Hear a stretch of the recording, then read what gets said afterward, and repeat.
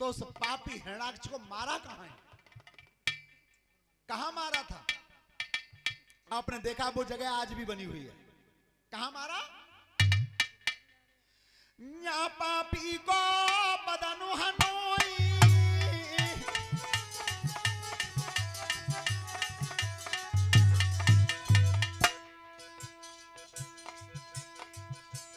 100 रुपए पदम सिंह जी यज्ञपति महाराज जी उनकी तरफ से हमारे लिए धन्यवाद।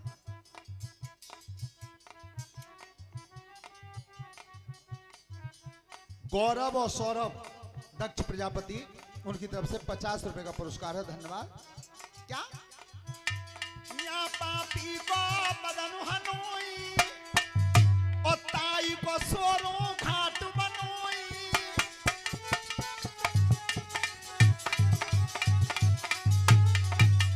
भारत खेल भय प्रभु राजी और बह के जाए रही गंगा जी।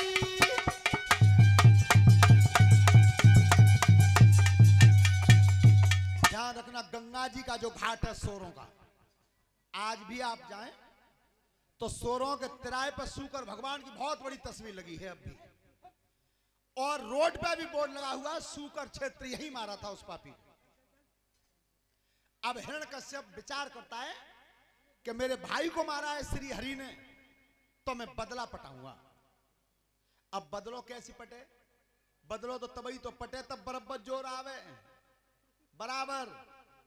और परीक्षक जी कुश्ती हमेशा बराबर की अच्छी लगते हैं। और देखो जब बालक क्रिकेट देखते हैं, आते टीवी पे, अगर 50-100 रन को अंतर पच जाए तो हम देखने में आनंद ना आता है।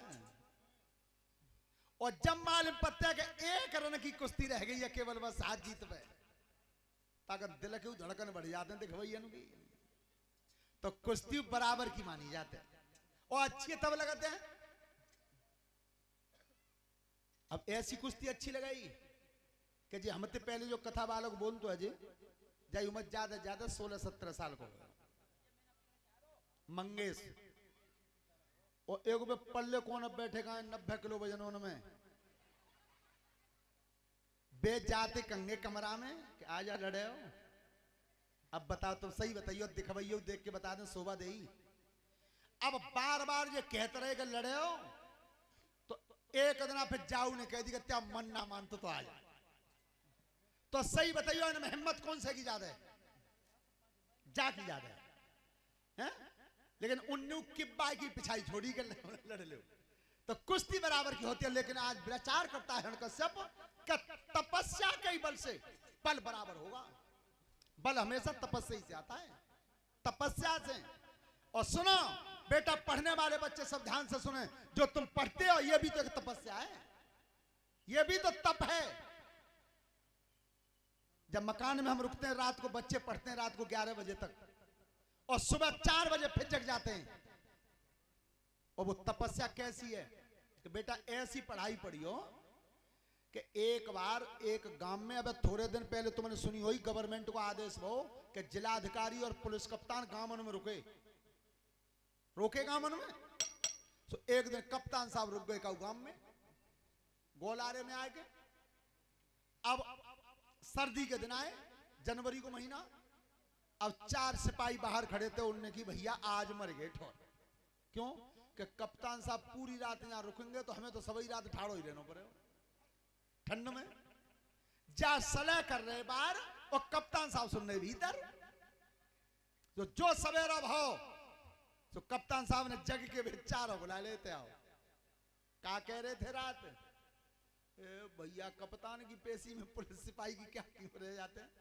ये बालक जानते हैं यहाँ पुलिस में आता है दीवान जी को, कप्तान पेशी में बुला ले तो पसीना आ जाता है। क्या कह रहे थे रात? कि नहीं सर हम कुछ नहीं कह रहे थे। नहीं बताओ तुम क्या कह रहे थे? कप्तान साहब सभी रात चिंत सोंगे और हम सभी रात जगेंगे, यही कहा तुमने? कि हाँ सर यही कहा था। तो सुनो, जिस दिन मैं पूरी रात जगता था तब तुम पूरी रात सोते थे।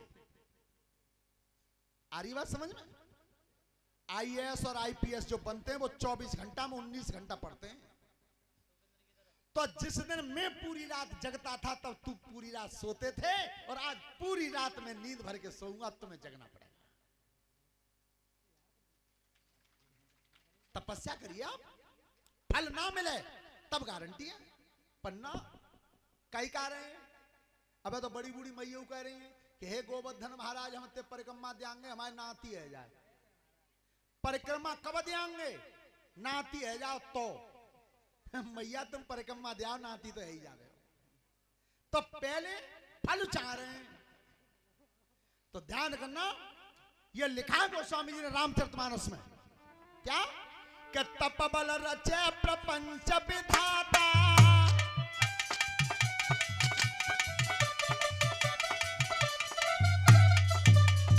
तप बल रचे प्रपंच विधाता, तप बल विष्णु सकल जगत दाता।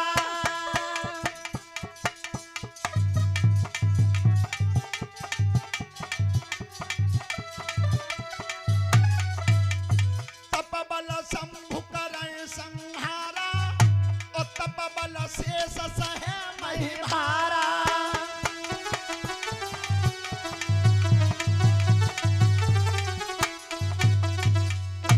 तपस्या के बल से ब्रह्मा जी निर्माण करते हैं, तपस्या के बल से विष्णु पालन करते हैं, तपस्या के बल से शिव जी संहार करते हैं, और तपस्या के बल से ही शेष जी पृथ्वी का भार धारण।